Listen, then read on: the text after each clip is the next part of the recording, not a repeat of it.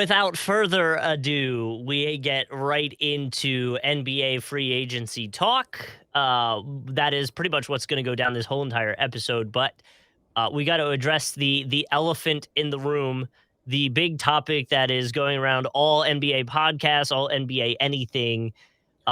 Kevin Durant wants out of the Nets. Yeah, it's officially piled. It was like an all. What's it? I mean, what people don't remember about the DEF CON scale, right? Because that was how. So the DEF CON scale, for anyone who doesn't know, is how close America was to nuclear war at one point. Like they used it back in the 60s and 70s if we were going to get attacked. So I think most people will go, "Oh my God, we're at DEF CON 5. That's it." No, if we're at DEF CON 5, that's good news. That means everything's all good. It means we're in like the middle of a real peaceful time right now. It's actually DEF CON 1. Is what happens is when it's like, yo, it's imminent, like man your battle stations. And that's exactly what this was. The NBA is the most dramatic, unnecessary league every single summer. I absolutely love it. I mean, this is insane. Kevin Durant has been there 2 years. Him and Kyrie Irving have been in Brooklyn for 2 years, and now it's just already over with. You look at where this team was, and I guess that's the part where I do feel bad for Brooklyn in a sense because Sean Marks and crew dug this team out of the gutter. Like when they got there post the KG and Paul Pierce trade a decade ago with no picks, with no means of really getting anything, like they did everything the right way, built the way back up, drafted a bunch of young players, bet on some talent at the time, and like D'Angelo Russell, for example. And then just, put themselves in a position to be such a stable and attractive franchise that you can lure in somebody with the caliber of Kevin Durant. Like you have Kevin Durant towards the end of the prime of his career when he's at worst the second or third best basketball player in the NBA. And at the time was probably number one when you signed him. I mean, I know he was coming off injury in Golden State with the Achilles injury, but I mean, it's Kevin Durant. You've got Kyrie Irving. They want to play together. You're half a shoe size away from beating the Bucks and potentially going to the finals. Obviously, we know the Bucks won the title that year. Maybe the Nets are able to do that. It sure feels like the Nets would have beat the Hawks. And then, I mean, James Harden would have only got healthier that run. And now, just like that, it's over with. I mean, they're at, the decision, the die has been cast. And I know KD is under contract for 4 more years. And I think that's the thing is where I know we're in a players league. 4 years is a lot. And KD's not going to sit out like Ben Simmons. Like this isn't a situation where he just doesn't care. Like, no, Kevin Durant, especially, he'll never admit it out loud, but I think he's as motivated as he's ever been post the Warriors winning the title last year and trying to get it one on his own without them now. And so I in that sense, I do think Brooklyn has more leverage than most teams that are being held at gunpoint by their franchise superstars do. And that's what I was going to bring up is I like immediately after this came out, everyone's talking about like, where can he go? He can fit with this team. He can fit with that team. Everywhere. Everyone should be trying. Let me be as clear as possible. But, and to that, we'll get into it in a second. The two teams that have kind of come out from KD's side of things were Miami and the Suns, which I find hilarious because they were the number one teams in both conferences last year. Could you be more soft is my problem with that. Because that's the thing that kind of like, is around him, right? Like he always wants to go to the team that's already there or right there about to do it. When he went to the Warriors, that was kind of the vibe. And I feel like if he went to the Heat or Suns, it would be a similar vibe in that sense. I do and I don't. I mean, because here's the thing, like you're going to have to give up so much to get him that it would kind of deplete the roster. Like I know if he goes to Phoenix, I mean, like let's look at both of those deals. If I'm Brooklyn right now, minimum, I'm not even picking up the phone if Booker's not in the deal, which I don't think Phoenix is not going to put Booker in a deal at that point. And hold on, because that was a big stopping point, as everyone was saying. Of course, Booker has to be a part of it, but because Ben Simmons signed the designated rookie extension with Philly and then was traded to Brooklyn, they cannot have Booker, who I think did the same thing. So you can't have two of the same players that did that from a trade on your team. Well, and we'll get into Miami in a sec because that's going to be Miami's holdup, in my opinion, with Bam and Adebayo. But with Phoenix, if Booker's not involved, I'm looking at Ayton, Bridges, and at least 4 first-rounders. I mean, especially in the aftermath of the Rudy Gobert trade. You want to talk about changing the market for everybody really quickly on a dime. And that, again, that's a discussion we'll get into later with first rounders. But the thing is, you'd have to first get DeAndre Ayton to sign back, which essentially would be doing Phoenix a favor, which I don't know that he's necessarily looking to do at this point, the way Right. that situation is gone. But I mean, you're stripping the roster at that point. I mean, you maybe included Cam Johnson in there, like that, especially again post Gobert trade, that is really shaking the market up for Kevin Durant. Like I know KD is 34 years old. I know he's dealt with histories. I know you could say that this was acrimonious, if you will, the way it's breaking up. But I listen, you're going to get maybe the best trade package ever in NBA history for Kevin Durant. Well, and that's kind of so back to the original when you talked about the Nets and all that going on is like people were quick to uh start talking about teams like I was saying, but my back of my thought was like they might be in a situation where they don't obviously have to move quick. They have him under contract. Now, I know there's a lot of like, oh, I have an injury, I won't play type stuff that goes on. And like you alluded to, Kevin Durant probably won't do that. But at that point, you're hoping on probably. And if things get more volatile, then the value also starts going down potentially from other teams. I know it's Kevin Durant, but if things are getting worse and worse, and he's demanding things and he's not playing. I It's so completely disagree because I think AD was as toxic, and I'm going back to the recent superstar trades. I'm going to use them as a model, but I'll go back to Anthony Davis. Anthony Davis was pretty much as toxic as you could get at the end of New Orleans, like short of Ben Simmons just not playing. you're right. And the Lakers or the Pelicans, I should say, still got everything they wanted from the Lakers. Like they got their haul of young players and picks. Somebody like Kevin Durant, especially Kevin Durant, is not going to lose value. Like that's the thing. Kevin Durant could basically he could like rip a door off Brooklyn's facility, carry it into the parking lot, and go bash somebody's car in. And I don't think he would lose value. The only way he would lose value is if he did some disgusting off the court stuff like Miles Bridges, which we'll get into a little bit later, Yeah. scumbag. But Yeah. um, no, I don't. I wouldn't worry about that from a Brooklyn perspective. I mean, you're already having to deal with the Kyrie situation too. Now, Kyrie opted in, which is the big news there. So Kyrie Right. opts in earlier this week. They have him for a year. I still think they're going to try to facilitate a move there. But again, Kyrie's market is way different as well. Kevin Durant and Kyrie Irving are not going to play together. I don't know if that's real or if that's what they think, but that's a pipe dream if that's going to happen. Yeah, what do you put weight-wise on I know there was around there, and of course, like, I almost made the joke. I should have made the joke on Twitter for, like, the 7 people that would have seen it. Um, but I should have made the joke the second Kevin Durant was up, is like, "Oh, Lakers fans are gonna start coming up with trades that they land Kyrie and KD." Oh my god! I mean, everybody is. I saw somebody be like, "Oh, just trade Russ and AD," and I'm like, "Well, the AD makes it. You're in the ballpark, but you ain't getting both of them with Russ in there. That's the thing." No, I think so. Going back to Miami, that's kind of they're in the same position as Phoenix, is where it's like if you can't put Bam Adebayo in that deal, I'm laughing out the ballpark. If you're like they do not have a good enough package compared to even Phoenix in my opinion, without including Bam. Like if you're centering a deal around Tyler Hero, so let's say it's like Tyler Hero, Gabe Vincent, 4 first-round picks, like Max Struess, a bunch of other like random Heat development guys who, again, all played They're meaningful great. minutes for them last Sure. year. I'm not trying to downplay any of those players, but like you're telling me the centerpiece of my deal is Tyler Hero, who again dealing with injury, so I don't want to dump on it too much. But like, I just watched Tyler Hero not be able to play in the Eastern Conference Finals against Boston. Like, that's going to be my superstar game changing guy that I want to bring back for Kevin Durant. Like, Kyle Lowry is just kind of old at this point. Unfortunately, that contract's not very good. I don't know why I'd want to pick that up. And so what? At that point, what are they going to trade Jimmy? Miami's not trading Jimmy. So there we go. We're just And stuck that in an and impasse.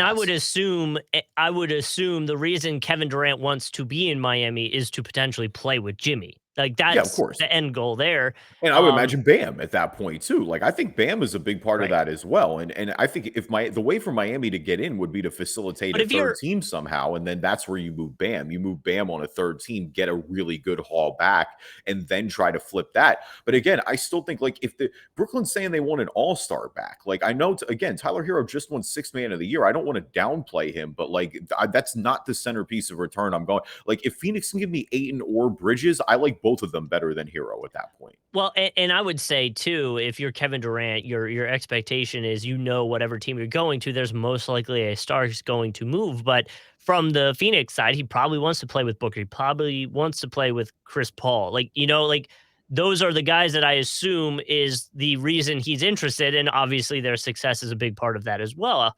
So other players that, by the way, that are on that rookie extension or sign that designated rookie extension that will limit their ability to do anything. If they don't, they could move Ben. Like Ben could be a part of a trade. And I've seen one where he ends up in Sacramento, and there's all these ones going around. But Andrew Wiggins, Joel Embiid, Bam, Donovan Mitchell, all those guys signed that extension, which would create some problems if they were trying to do anything to acquire those guys. You'd have to move Ben, which it subtly makes me so happy that Ben is a holdup in a lot of these trades. Like I don't know why. Of course It's it just like does. This whole situation blew up. We were worried about Ben Simmons like backing into a ring last year after all that situation. Now it's yeah. like have fun. Hmm. We'll see if he even plays next year. The sneaky team to watch is Toronto. I'm telling you, Toronto's got the I've assets. seen a few If people they say move, that. now, I've seen some Raptors fans act like Scotty Barnes is an untouchable god out here, and it's just like, guys, you got to let it go. The same way Sixers fans do with Tyrese Maxey. It's like, look, it's Mm, Kevin I Durant. know. It's the cost of doing business. I do not want to trade Tyrese Maxey I under any know. circumstance. Let me be as clear as possible. Kevin Durant is the only like one of probably 4 players that I actually would move Maxey for. But listen, we're in rarefied air here with Kevin Durant. Toronto is insane if they don't move. Like the You thing is, have to do it. I think you have to do it. I mean, I think people are going to go, oh, well, what if we do Scotty and OG? Like it may very well have to be Pascal Siakam and Scotty Barnes or Pascal and OG. Like you're giving up one really good player at the minimum here and probably both. But I think in terms of the war chest, the picks, the young players they have around the edges, like Toronto could do it. And still have enough. Like you've got, I would imagine they keep Van Vliet in that scenario. I don't see him getting moved in the deal because he's a little bit older.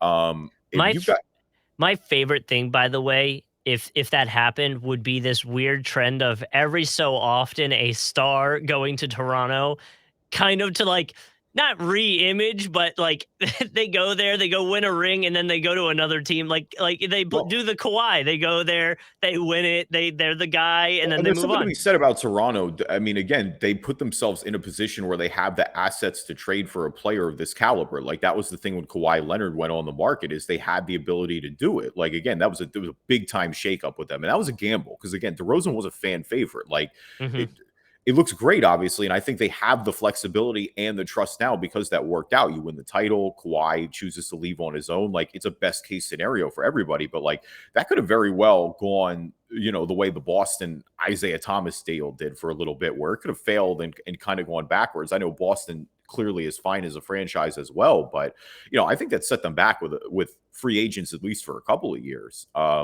The same way I think the DeRozan thing could have had it not worked out. But yeah, now it all works out. You have all that young talent. Like you sign good contracts or vets. And I mean, this is what good organizations do. They keep themselves in the position to have all sorts of options on the table. If you go forward with this young core as Toronto and the guys you're building around, you still know you can be competitive and win games. You were the 5 seed in the East last year. And then still be in a position to land somebody as well. So but I think there's somebody to watch. I mean, if the Sixers move Maxey, I do legitimately, they'd have to move Tobias Harris too. That's the thing is like they have to figure out the cap situation a little more right now. But I'm not being a homer when I say the Sixers legitimately do have the package. Like Tyrese Maxey, I think is good enough to move the needle. I don't know But if I it's the guess, best out there, but is it one that absolutely gets them to at least pick up a phone call? Absolutely. and I would say too with that, there is an angle of, does Kevin Durant want to play with James Harden? I know Kyrie had the Sixers on his list, which I thought was interesting at the time, but I haven't heard Kevin Durant say he wants to go there. And I wonder if part of that is he doesn't want to be with Harden. Is Harden not validated here a little bit with all the way all this is played out? Kind of. I mean, I would think so a little bit. Again, I still think there's a lot of work on Harden's side that he has to prove. I know we've seen the pictures of Oh, him doing the absolutely. doing the hill runs, and we'll see. But yeah, you're not wrong. It's kind of showing both parties were potentially at fault or are at fault in a way. So Oh, just everybody blame James Harden for going right, out, where it's like, no, clearly the situation was bad that KD wants out too. Like, I think Kyrie was absolutely a bit culpable, and nobody could really rein it in. And hmm this is just the situation it got to be. Unfortunately, I think the sweep obviously was just the period on the season of disappointment, and it is well, crazy disappointing. Now, the good thing is, again, I don't think Brooklyn. I mean, if you look at them right now, oh yeah, they're down as bad as you can get. Like Houston's got their next like 4 first-round picks as part of that Harden deal. right, But again, you should be able to replenish the war chest pretty quickly here sure, if you're trading Kevin Durant, get a lot of that draft and capital back. and potentially Kyrie. Yeah, and so your caps is obviously going to be a lot more freed up when you don't have 2 players like that. You're going to have a ton of picks, hopefully, that you bring in here. And so, again, I don't think this is 2012 all over again. I think there's a ton of disappointment around Brooklyn, of course, because again, Brooklyn did everything right. Like they put Well, themselves in the situation and to be able to land guys like this. I feel like they made the surrounding moves. Like I didn't mind going all in for Harden last year and taking that swing. It's just, unfortunately, personalities matter. so there obviously there's two other parts of this that the conversation that I've seen popping up around on Twitter.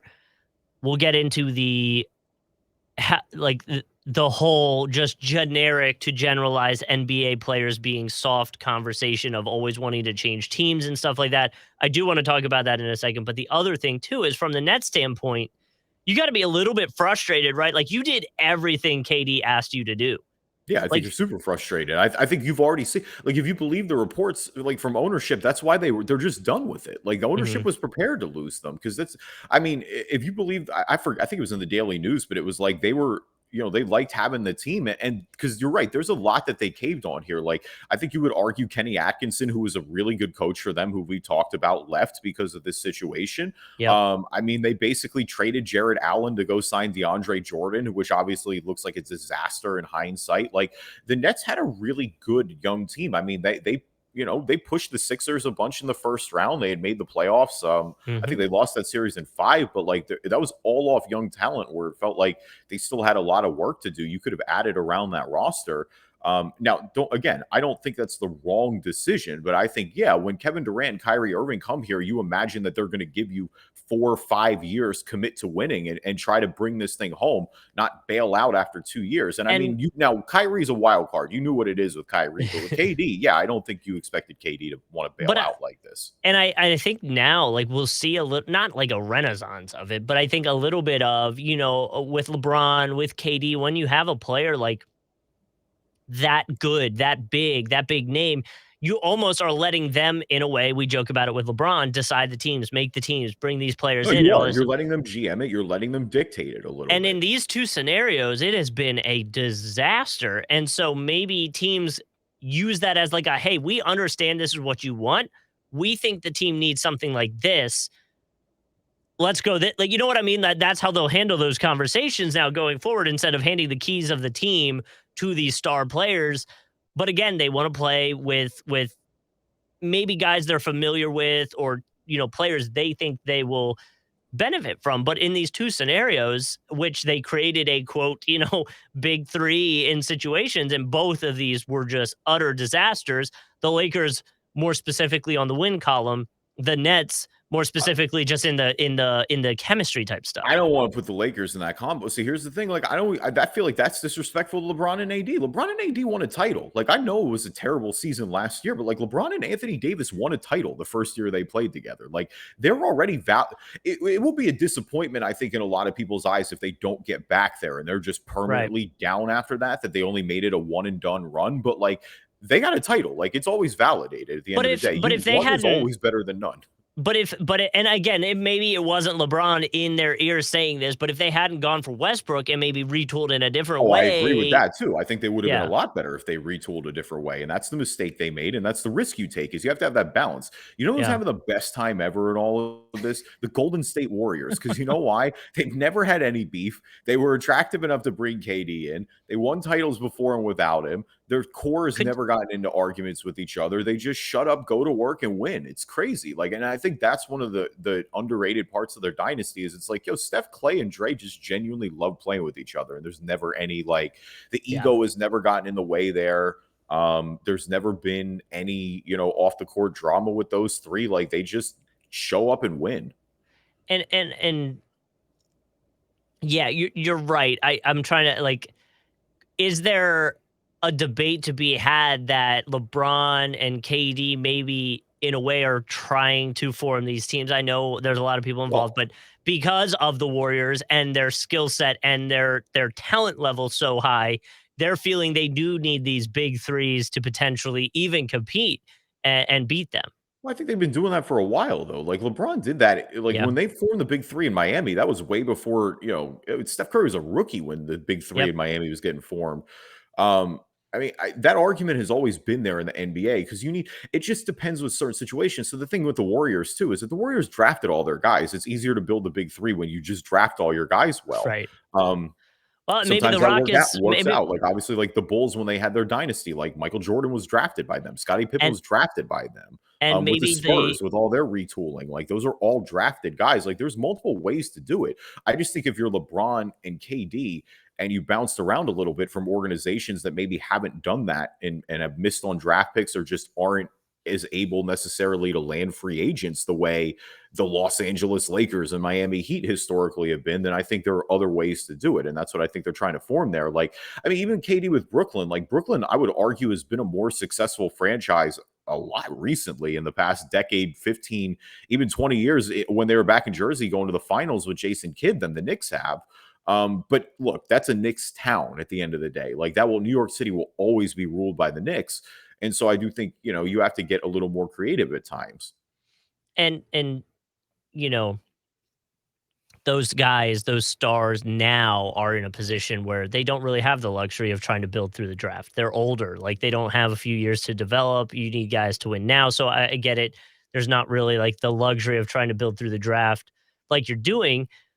But then I guess like the counter to that would be what's happening with the Warriors is like they're so good that they're starting to build for the future through the draft while still winning, you know? Like it is such a crazy. The draft is the best way to build. It always will be. Homegrown organic talent will Mhm. always be your best way to win. If you put yourself in the position to consistently draft well, to develop well, to reward your homegrown guys, you're going to attract free agents. And that's the thing is it's like, I don't think city matters as little as it has in the NBA in a long time because you can be a generally globally marketed superstar anywhere you want. Like there's no planet in the 80s where Milwaukee, for example, would ever be viewed as a marketing powerhouse. But Giannis is such Yeah. a big force with him being A, the best player in the NBA, in my opinion, and B, just so marketable and such a household name now. Like Giannis doesn't need to be in a big city. You don't need to run to Hollywood to get those ad deals. Like he can absolutely post up in He got his Milwaukee and get recognized everywhere.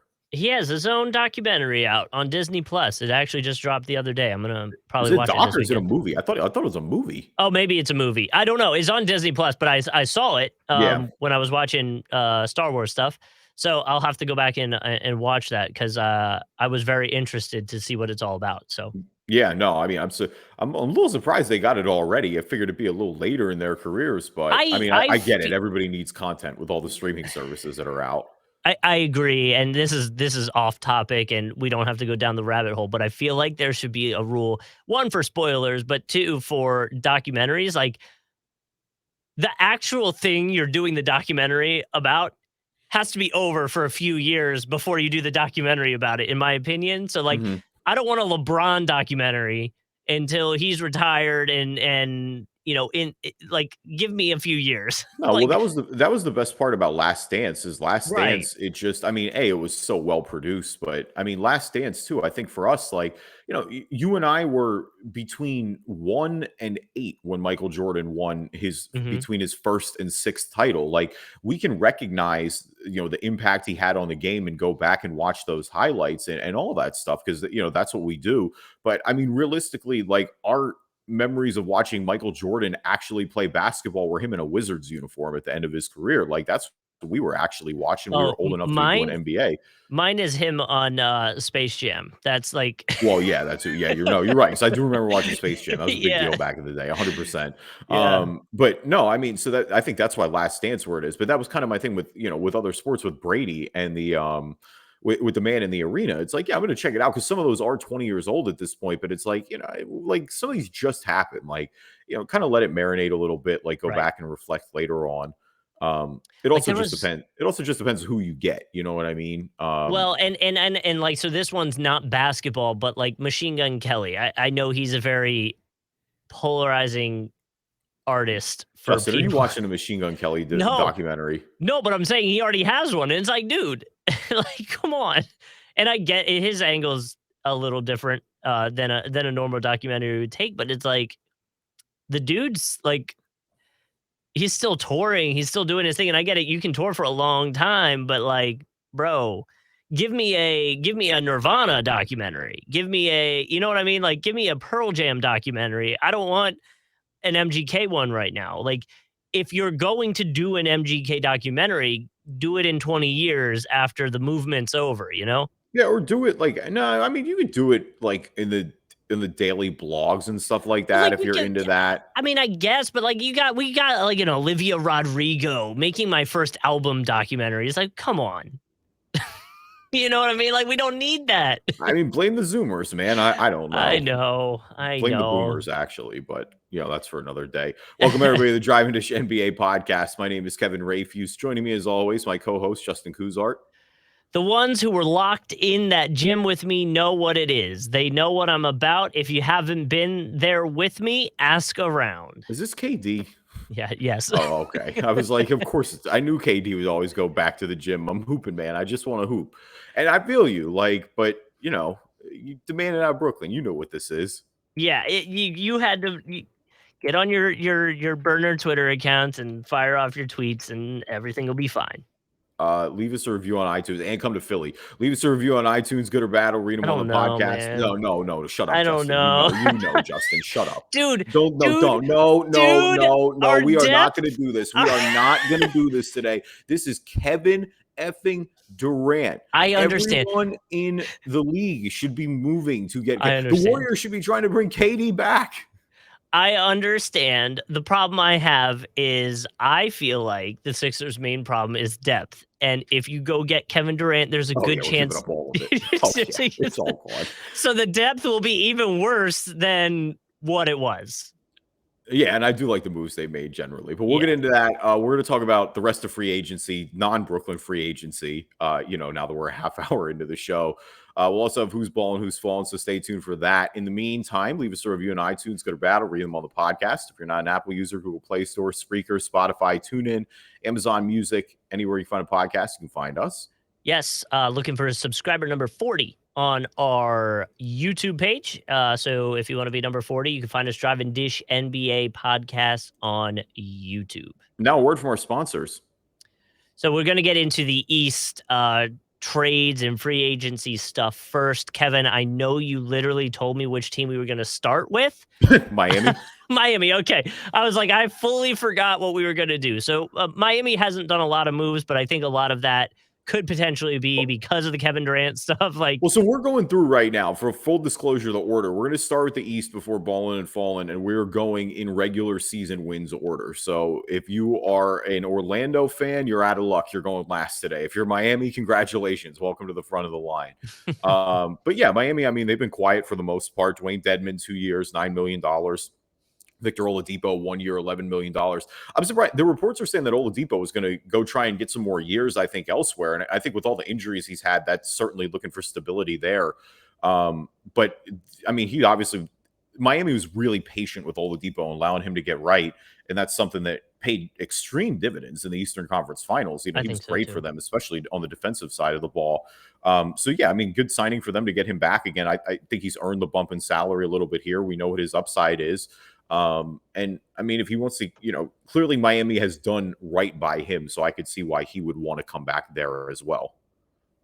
Yeah. And I kind of like that too. You both player and team believed in each other in a way, like they let him recover and get there. And we saw a little bit of a flash towards the end of the season last year.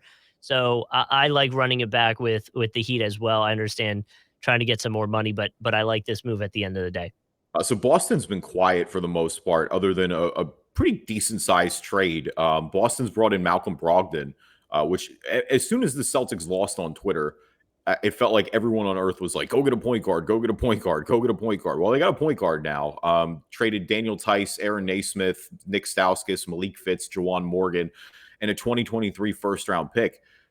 I'm not going to lie. This felt like Brogdon is a really good player when he's healthy. And I know he's missed a lot Yeah. of time. Only played 36 games last year, 56th year before that. I think his career high in games is his first year. He played 75. So there's definitely injury risk for sure coming off knee injuries, but Malcolm Brogdon, when he plays, is objectively great. And to me now, you just look at the Celtics depth, what they gave up. I mean, your biggest expenditure there is Daniel Tyson, a 2023 first rounder, essentially. The rest of these guys were off the bench. Like, you didn't have to give up Grant Williams. You didn't have to give up Peyton Pritchard, who played a ton of minutes for you last year. And now, I mean, I think there's a lot of people who are pegging Brogdon in to be the starter. I'm interested to see if they don't just keep rocking with Marcus Smart, given all the success that they had last year with those lineups, or if they have Brogdon and have Brogdon come off the bench, or if they have, them play 1 and 2 essentially.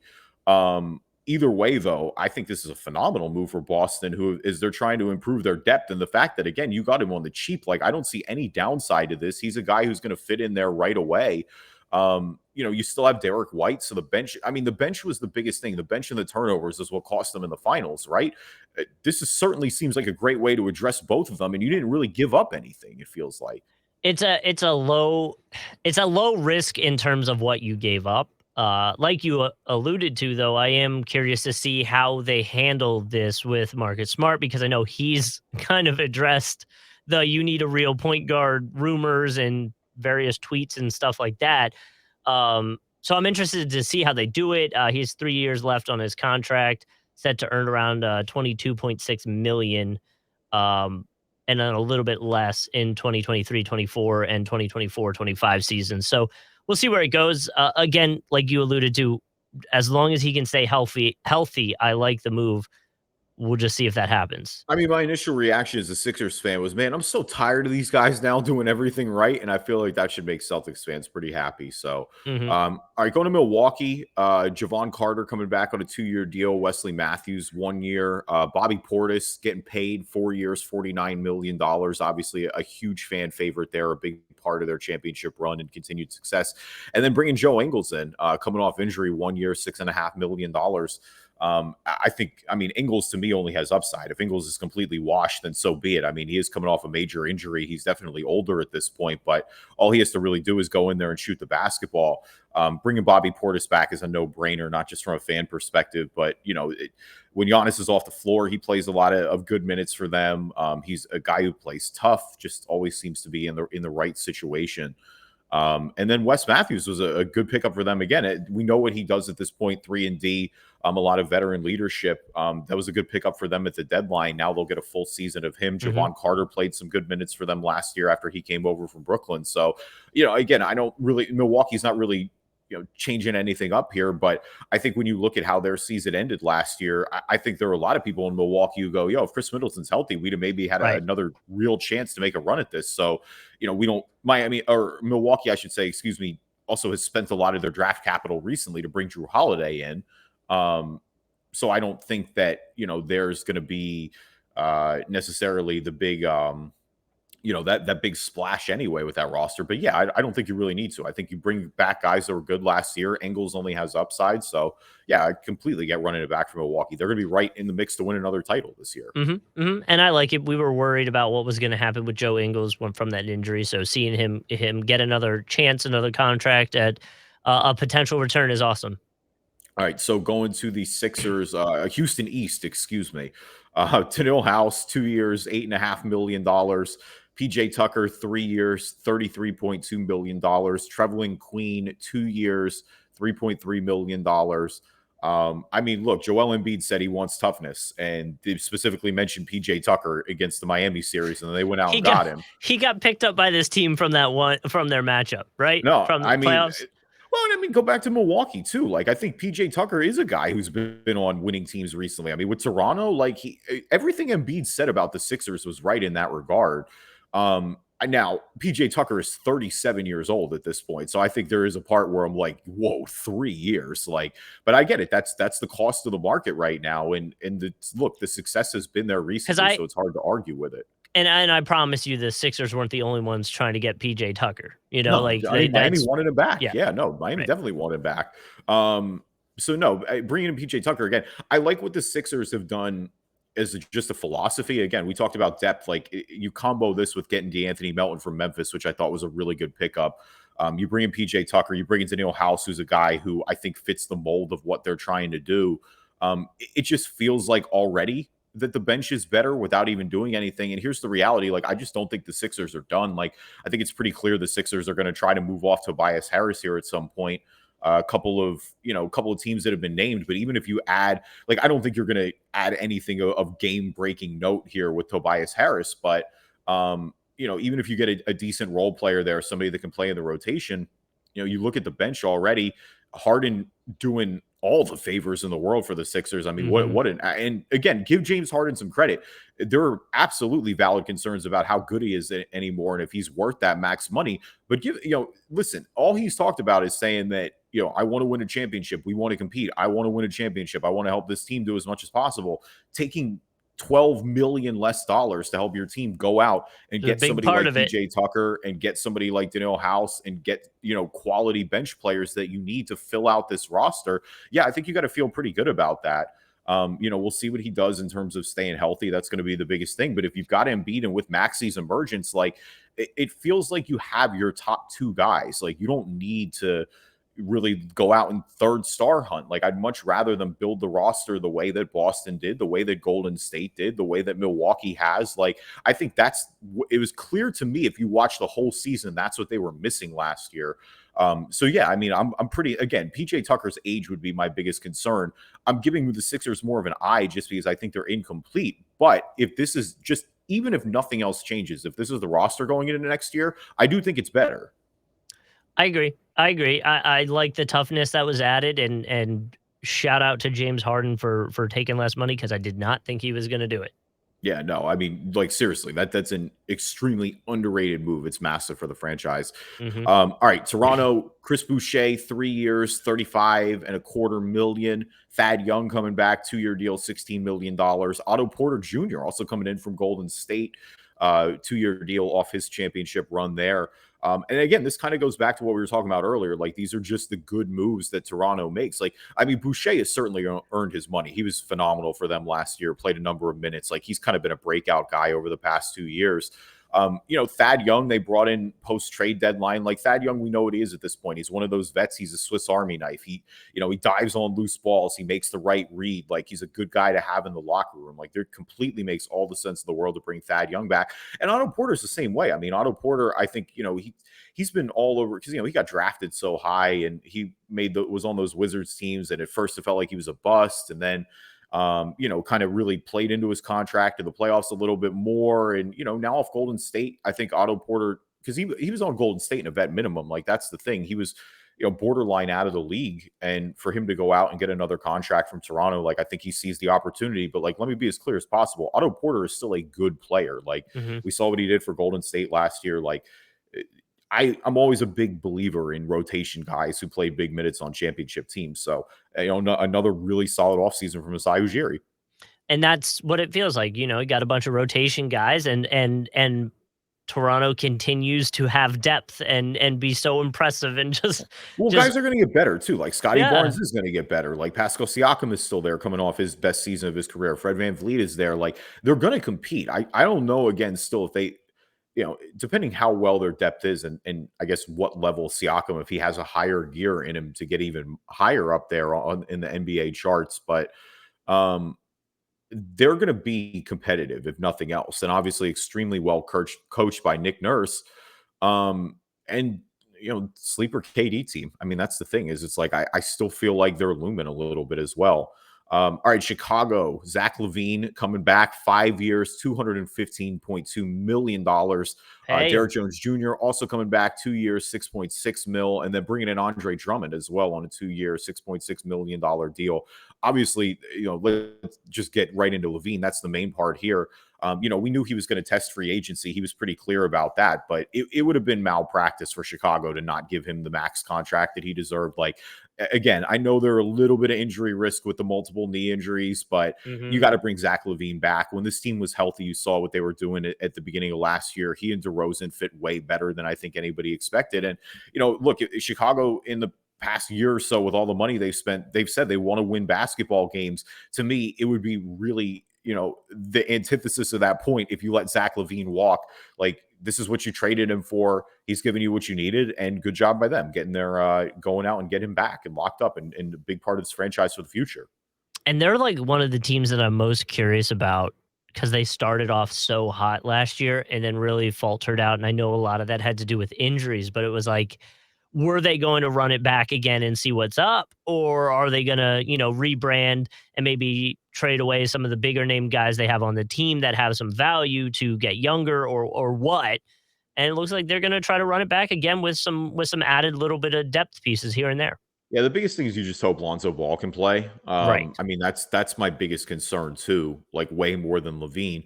They definitely need another big. So going to get Andre Drummond, I mean, we know he was great in the backup center role Hmm. last year. I mean, there were in reports like they were somebody that I thought could, maybe try to go a little younger if they want to make a splash at Mo Bamba. Obviously, we'll talk Mo in a little bit. He was going back to Orlando. There were, maybe they could be somebody who sneaky gets in on the Ayton deal. They certainly have the assets to do that if they want to go that route. But yeah, I mean, I think it's Gobert was the other guy that was mentioned too. Clearly, that's not, and we'll get into that trade in a little bit later once we start going out west. But no, it was really solid. Derek Jones Jr. again, solid for them off the bench last year. Like he played a good amount of minutes, especially in lieu of all those injuries. Because Patrick Williams, of course, we know didn't really play last year either until the end. So I get trying to run it back with them, but regardless of how you feel about this current version of the Bulls long term, Levine is the guy no matter what. So yeah, they Hmm. absolutely had to bring him back. That's a no brainer. So we talked Brooklyn a little bit earlier. We're not going to go heavy in depth back to them, but they did. Nick Claxton is back on a 2-year, $20 million Patty. deal. Patty Mills is back on a 2-year, $14.5 million deal. And then they traded the 2023 first rounder for Royce O'Neal, a really solid player from Utah. And of course, that also has spawned us the now viral "What's Going On in Utah" soliloquy from Brian Windhorst, which is absolutely wonderful. If you haven't checked that out yet, it's just great television. And I love, man, Windy. I'm glad Windy is getting some respect on his name finally, because it was just always like LeBron's guy, and that was it. Where it's like, no, Windy's got a lot right here in the past 2 years specifically. He nailed James Harden to the Sixers. He was right on top of Utah and kind of everything being on hold until that gets done, and why Brooklyn would do this move. Because I mean, because it did. This Royce O'Neal trade came down right before the KD trade, and you're just like, wait, what now? Like, why are they giving? Because Royce O'Neal is clearly a win now guy, obviously, like a really solid player, defensively, good rebounder. Um, and so that, I mean, in a vacuum, this is a good pickup for Brooklyn, and they have all these other guys there. But you imagine, especially with Patty Mills too, that a lot of teams are going to be calling at the deadline. But let's go to Atlanta, because this is the other team that's really done a lot of wheeling and dealing in the East. You got Aaron Holiday coming in on a 1-year deal. You trade wise, they've been active. It's not even really the free agency. So you've got, on a smaller sense, of course, you've got Kevin Herter going to Sacramento, where you bring in Justin Holiday, Mo Harkless, and a 2024 lottery protected first round pick. But of course, the biggest news, bringing in DeJounte Murray from San Antonio for a 2023 first round pick, from Charlotte, a 2025 first, a 2027 first, and Danilo Gallinari. Gallinari, according to all reports, is going to get bought out in San Antonio. If you believe that so far, Boston is his likely landing spot, which of course there are just at it again, had in another quality player. Definitely not, despondent about that. But no, so I mean, this was the first one. Like, this is what really got us going. And with the Spurs, it just shows, if anything else, they're all in on the rebuild. I mean, they're not even keeping Gallinari in the mix. They let Lonnie Walker go to LA, who we'll talk about a little bit later. But I mean, clearly right here, restocking the war chest and let the games for Victor Wembanyama begin. Number one already prospect for next year, looks to be one of these generational guys. He's also got the Spurs ties, because Tony Parker's he owns the basketball team he plays on in France. So of course, let that begin there. But I mean, yeah, I think this is a clear move that the Spurs are going in the tank. They're going all young guys. They're going, they want to completely reach out because this is not a Spurs type move. You know what I mean? I mean, DeJounte Murray, all-star breakout year, like finally hits the potential he's looking for, and he's just 25 years old. Like it's not a guy that Yeah. he's not really a 30-year-old win now guy. I am a little surprised they didn't try to hold him because I think you still could tank and hold him. But you certainly got a lot back for him. So at least you got your draft capital wise. Well, and Deontay Murray in the interviews said that that the team and him kind of had a conversation and he wanted to win now. And it sounded like they came to a mutual agreement to be, we're going to do what's best for you and for us. We're going in the tank. We're going to let you go try to win and make it a mutual kind of decision here, which I think goes a long way, like you were saying with the players. I think players see that and see a team doing what's best for the player, even though that means not having them on the team. And so I like it. I'm interested to see how it works with the Hawks, like on the court, with him and Trey Young. I think it'll be kind of cool.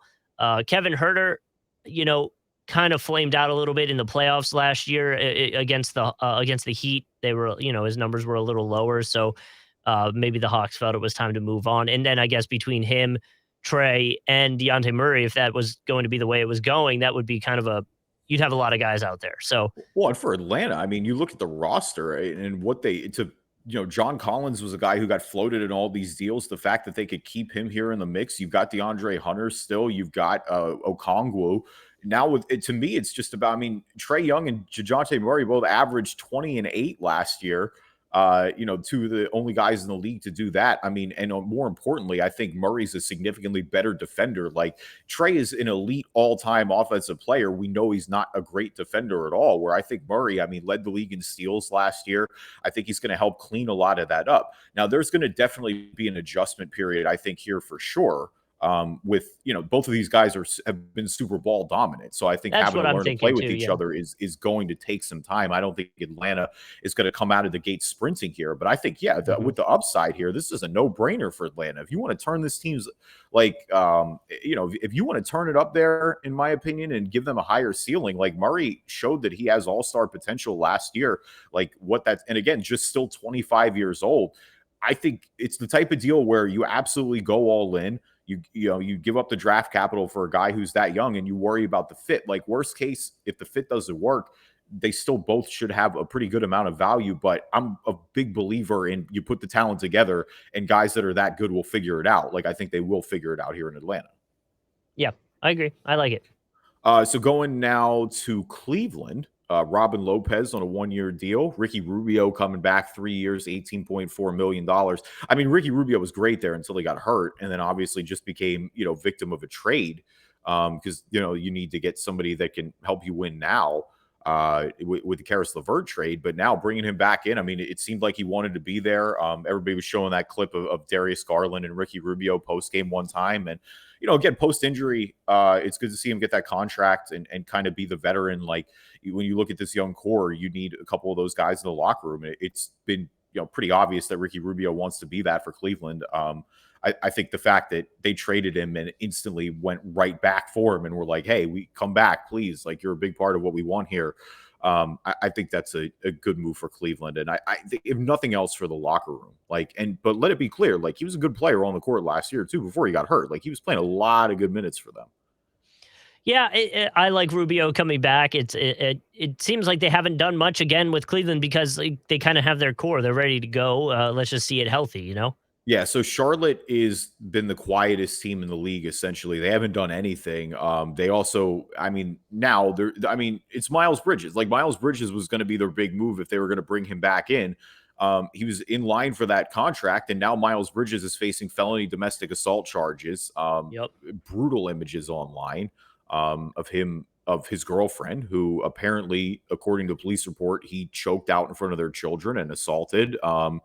And my take on this is that if he's guilty, I mean, again, I'm going to let the legal system play out. I always do, but this is really horrifying. And if you're triggered by domestic violence, definitely don't look this up. It's disgusting. It's just this is it's just despicable conduct from Miles Bridges. I think it was his wife. Is it his wife? I think it's his. I think it's his wife. I don't know if they were married or not, but either way, regardless, it was his partner. It was in front of their children. It's despicable conduct. as far as get Miles Bridges out of the league. I'm not worried about Miles Bridges' contract. Get him out of the league. Well, and there, I completely agree with you, but sometimes sports teams look past this kind of stuff, which is frustrating. Oh, Um, and that's fine. If you want to do that years from now, and there's genuine remorse, and there's a real apology, and all this other stuff, and we see some real hearing. Like, look, I'm second chances. A lot of people, like you said, have gotten second chances, but my initial reaction is that Miles Bridges has no oof. business playing NBA basketball. Like, you don't deserve the ability to make that type of income and play a game for a living after that. Like, it's nasty behavior.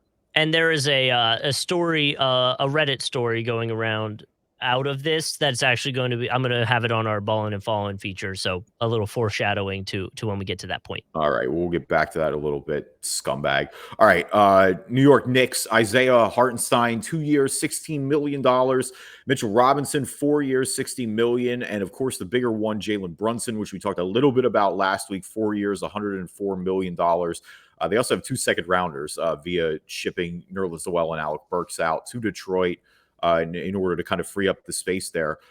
I mean, honestly, like I've sat with this a little more, and I don't actually hate it nearly as much as I thought I did for the Knicks. More on just some of the other contracts that we're seeing out there. Because first off, I mean, hey, I think they got great value on Mitch Robinson. Like Mitch Robinson's a homegrown guy. He's been really good for them when he's been healthy for the past few years. And I think that was a no-brainer bringing him back. And Hartenstein's a good backup big as well. Like it's funny. I thought he was going to go to Orlando, and I thought Bamba was going to go to New York, and it ended up they just completely flipped. Bamba going back to Orlando, him going there. So in terms of that, I think the big man rotation there is good. I think they need to bring Mitch back again. He's one of their younger success stories. He deserved it.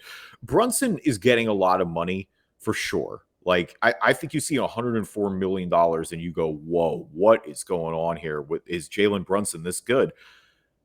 Jalen Brunson's getting paid to be the 13th best point guard in the league. And I watched Jalen Brunson be a big part of a Dallas Mavericks team that just went to the conference finals. I saw Jalen Brunson really step up and carry this team in playoff series when Luka was out. Like that to me is where I'm higher on Brunson, is that, because of course the initial reaction is, yeah, well, he played with Luka. Like, Right, duh, of right. course he was great. He played with one of the top 10 players in the NBA. Brunson stepped up and took over when they were out. Like he kind of showed the upside a little bit. I think the way, especially with the cap increase that's happening in the NBA, I don't hate this contract nearly as much as I thought I did. I think it's fine. I can live with it. I think Brunson needs to be good, and I think he's good, and I wonder how great he is. But I actually think this contract might age well. Well, possibly. I think a lot of it is the unknown with Brunson, right? Like we saw it a little bit, and there is some question marks of how much of it was from Luca. I know he was out for a bit, but how much was it, the scheme and Luca freeing a lot of things up for him. So I do want to see, like I personally would have wanted to see it a little bit more before paying that much money.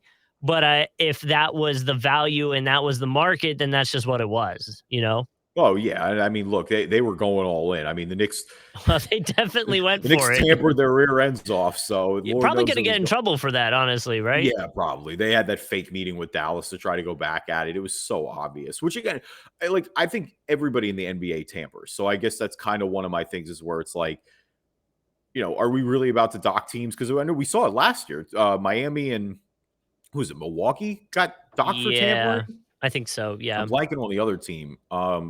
So like I get that they're trying to enforce it, but it's also like, guys, come on, what are we doing here?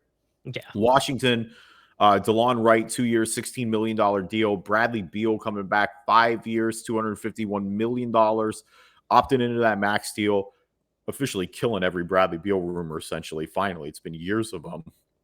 And then via trade with Denver, just two-player for two-player swap. Kentavious Caldwell-Pope and Ish Smith out. Will Barton and Monte Morris in. Cool.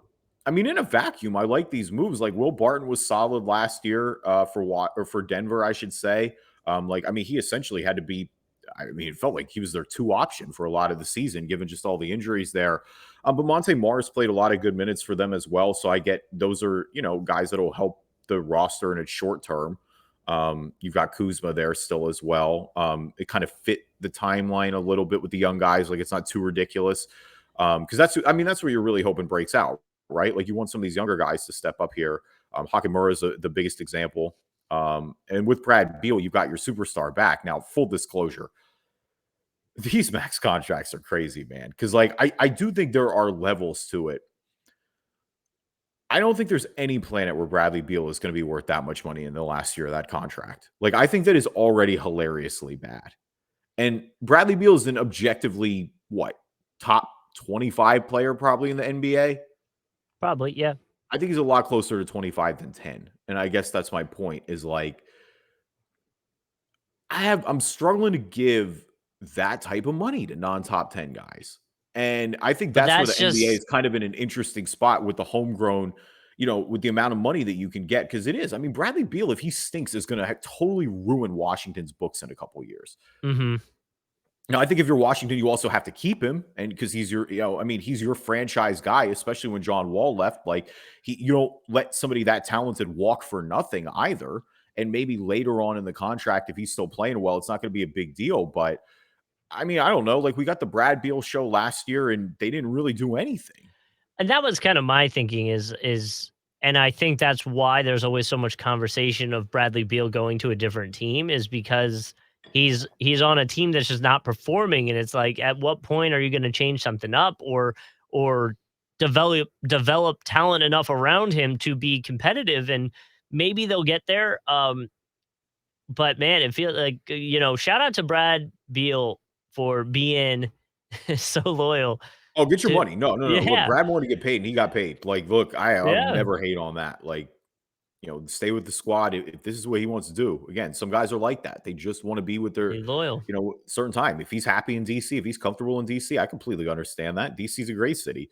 Mhm. But yeah, I mean, I don't know. I that contract, I want to see it. I want to get the crystal ball out and see that in 3 'Cause what years. That's all I'm he'll be saying. 30 he'll be 34 at Yeah. that point. I just don't think they're gonna be all that much better. Like, I guess that's my point with the We'll Wizards see. is like they've all this like tinkering around, but it's like I don't really feel like they're that much better. And I guess that's kind of my point. Indy, we talked a little bit. I mean, Indy's going in the rebuild more or less. I mean, we talked about the Brogdon trade, so they got another first rounder out of that. I guess the biggest thing to watch now is Miles Turner, which I feel like we've been saying for 4 straight years. And ironically, we're still saying it after they made the Sabonis Turner decision when they sent Sabonis out to Indy or to Sacramento, I should say. Um, I'm interested to see because they kind of went in the rebuild or retool at least when they went out and got Halliburton last year. You've got multiple first round picks, so you're in a good position to reap that a little bit here sooner than later. Bring in some young guys, hopefully. Miles Turner is interesting. Like, I don't think they have to move him. Like, again, I think this is one of these things where if he's shining out there, if he's a good player on an indie team, like there are going to be franchises that need bigs. And I mean, there still are. Like Detroit needs a big, Charlotte needs a big. I mean, even Chicago, if you want to go that route, I know they just brought Drummond in, but it's like if you want to get somebody a little better in there, Miles Turner is definitely somebody to keep an eye on. And so I guess he's one of the guys to watch for the rest of the season. I'm interested to see if they move him. But at least right now, it's pretty clear that Indy's going in the rebuild. Yeah, and um, we'll see where they go with it. Turner's gonna be the like you said, the kind of, sought after player, and I think it might be one of those things we see it at the deadline next year, during the season potentially, but either way, get as it's stock up on draft picks, go for No, it. yeah, Well, yeah. Keep the war chest loaded. Detroit, Kevin Knox, 2 years, $6 million. They got Nerlens Noel and Alec Burks via that deal with the Knicks. And then Marvin Bagley, 3 years, $37 million. Again, no complaints with any of these here. Bagley, they brought in last year, still betting yep. on that upside a little bit. Kevin Knox, I don't think is going to give you much at this point, but again, it's strictly a flyer. Mhm. And for Nerlens Noel, like he's a guy I think that you maybe will look to move again at the trade deadline, or you keep him in the locker room. I mean, they need a big there. He can play some good minutes on that front. Alec Burks was playing well for the Knicks last year, and I think he'll be the solid veteran that they need in that locker room. Or if nothing else, I think he's a guy that people will inquire about at the trade deadline. So again, we know what Detroit's doing flexibility wise. We know that they're trying to keep their options open. And then for Orlando, Gary Harris, 2 years, $26 million. Mo Bamba, 2 years, $21 million. I mean, Harris they brought back to be the vet. I mean, they've said that multiple times. Like Gary Harris can play minutes for them if need be, but I mean, realistically, you're going to have Jalen Suggs ahead of him. You're going to have Markel Fultz ahead of him, and you're going to have Cole Anthony off the bench ahead of him. Maybe even RJ Hampton at that point, but they love Gary Harris in the locker room. He wants to be that guy, so that's a no-brainer if you want to bring him back. And he can give you some minutes in a pinch as well. I was surprised with Mo because I just it felt like it was going to be a sign and trade type deal. Mhm. When they didn't pick up his option, it was kind of like, oh, are they going to really let him go for free? Like he's still 23 years old. I know he's been pretty disappointing, given how high he was picked in the draft. But I think right now with Jamal Mosley, if you're ever going to get anything out of Mo Bamba, like this is the squad. Like this, it's a young squad. You play him in tandem with Wendell Carter Jr., and I think you just keep things rolling. Yeah, like you were kind of saying is even though he hasn't lived up to expectations, the age-wise, he's still got a chance to potentially develop into it. So you might as well still take a little bit of a flyer on him and let it ride. Didn't someone from Orlando tweet that they wanted Kevin Durant on the Oh, team? Paulo Banchero did, and Was it RJ about and Richard Jefferson had the best reaction ever. He's like, Paulo, don't tweet that. If that happens, you're gone. Yeah, dude, you're gone too. 100% true. But I respect Banchero already being in there in the tank for his boys. He's only been on the squad a week, but you gotta love to see it. He's ready. He's ready to go. He's ready to sacrifice himself for the team. Yeah.